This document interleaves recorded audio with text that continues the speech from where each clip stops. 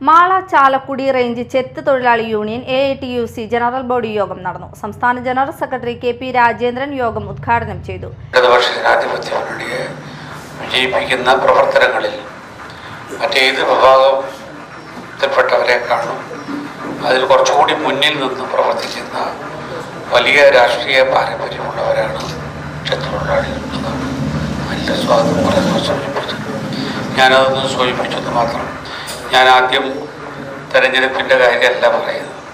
ആദ്യം നമ്മുടെ തൊഴിൽ വ്യവസായ പ്രശ്നങ്ങളാണ്. ഇവിടെ പറഞ്ഞ പോലെ പ്രതിസന്ധിയാണ് എന്നൊരു വാചകം പറഞ്ഞാൽ മാത്രം പോരാ. കേരളത്തിലെ ഏറ്റവും പ്രധാനപ്പെട്ട ഒരു തൊഴിൽ മേഖലയാണ് കള്ളുചെത്ത് വ്യവസായ തൊഴിൽ മേഖല. പരമ്പരാഗതമായ തൊഴിലാണ്. തൊഴിൽ പല പല തലത്തിലുണ്ട്.